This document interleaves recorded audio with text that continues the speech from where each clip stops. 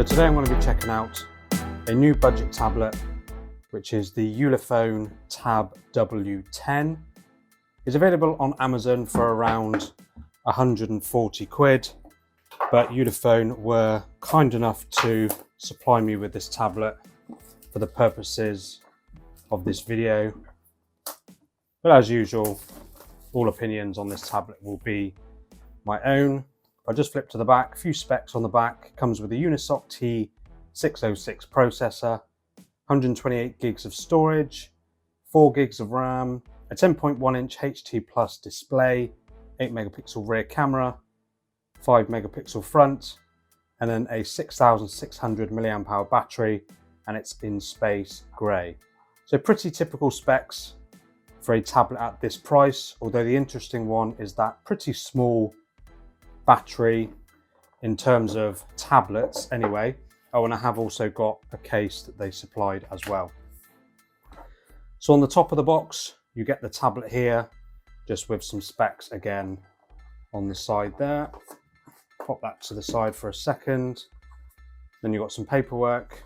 They didn't supply me with a UK plug, so I've just got a standard 2-pin, and then a USB-A to USB-C charging brick as well.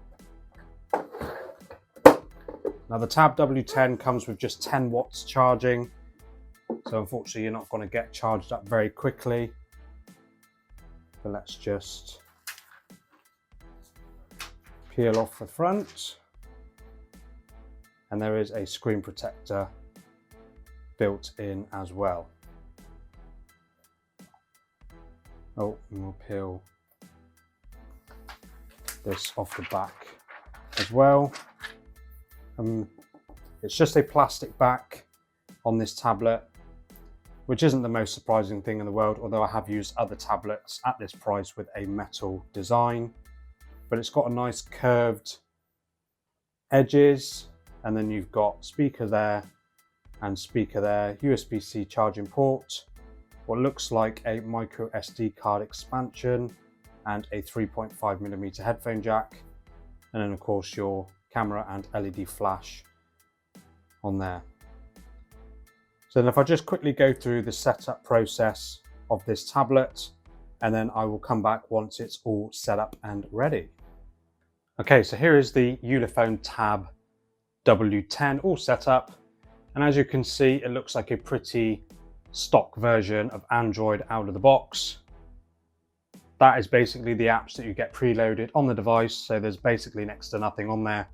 Service Center, which is obviously Ulefone's own app, sound recorder, but other than that, it seems pretty stock, no bloatware or anything like that. And of course, swiping to the left, it can get you to your news feed, which is pretty typical for an Android device. And then of course, you've got your 3 buttons down the bottom for your navigation. And then jumping into the settings, you've just got the usual stock version of your settings menu, where you can change a few bits and bobs like your Wi-Fi information, your Bluetooth, app information for all your specific apps, and then notifications for all those specific apps, which obviously at the moment don't have a huge amount.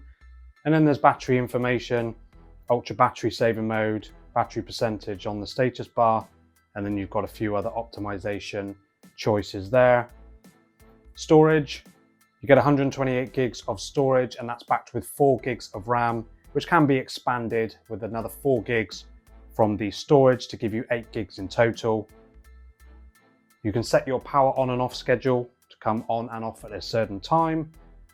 Sound and vibrations, and then display, so you can do adaptive brightness, switch on dark mode or light mode, display text size, all those bits and bobs. And then of course you've got the usual stock version of customization with your wallpapers, on-device wallpapers. And there's not a huge amount on there. I quite like a slightly darker one, let's go with that one. And then you can change that to both your lock and home screen as well.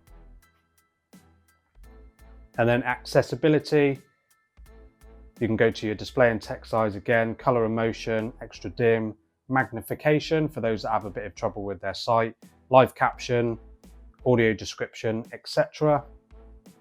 Security information, checking for updates, and with a bit of luck we'll be up to date. No, there is an update, but it's just a security update, which we won't do just yet. And then if I scroll right down to About Tablet, it's got your information there, 4 gigs with an extra 4 gigs, Android 14 and 128 gigs of storage. And then a few other options here. Navigation bar, you can change the position of the buttons, or you can do swipe gestures, I'm hoping, unless that's the only. Let's see if we can go back. Gestures, there we go. So you can change to just gestures if you don't want those buttons on the bottom to just swipe away.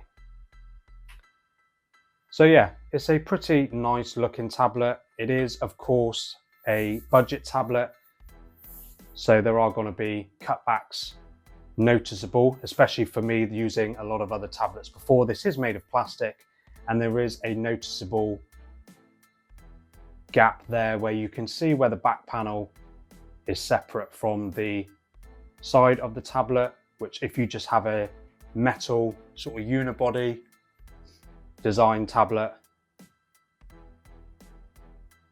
whereas you just have like a metal unibody design tablet, it will just be one piece. But overall it's a nice feeling tablet. It's quite sturdy, there's no creaks or anything like that. And then you've got your power button and your volume buttons on the side there. So overall, it's quite a nice looking tablet. Let's just check out the camera. Just an 8 megapixel camera on the rear.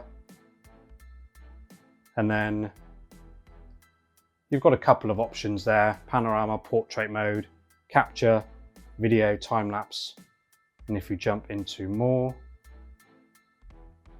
audio note, QR code, and night mode as well. So it's quite nice that there's a night mode. Jump into the settings there, and then you can change the picture size, picture quality. You can add a watermark if you want to, storage path. So there's a few options there. And if we jump into video and jump into the settings, it tops out at full HD at 30 FPS, but you can drop all the way down to 480p at 30 FPS to save some space. And then of course, flipping around to that 5 megapixel front facing camera, unsurprisingly, it's not going to be a very great camera, but it's just going to be designed for video calls and that sort of stuff. And then you've got an auto HDR mode at the top, which you can switch off, and a beauty mode as well. Apparently it's not letting me do anything with. Oh, you can change your options just down there as well. So if I quickly grab my knife, and then we'll just quickly pop open the case that they've provided as well. And it's just like a normal sort of rubbery case, but with a bit of luck that'll just fit nicely and just give you a little bit of protection on this tablet, which is pretty good. But overall, this tablet isn't too bad. It's typical of a budget tablet. I think there might be slightly better options out there. For 140 quid, you can get the HonorPad X9, which has a 120 Hz display, a high resolution display, better performance, a bigger battery, and faster charging. So this isn't the most cost-effective tablet there is on the market, but it is absolutely fine for someone that just wants a smaller tablet that will basically do the job for the basics, you know, browsing the web, doing your video calls, and that sort of stuff as well. But do let me know down in the comments what you think of this tablet. Is one you'd consider buying. I will put some Geekbench numbers in terms of performance down in the description, so you can have a look at those, and I'll maybe put some numbers of a comparable device so you can see how it compares for those that care about the numbers. But That's just my quick look at the Ulefone Tab W10. Again, it's not too bad, but let me know what you think. And I'll see you in the next one.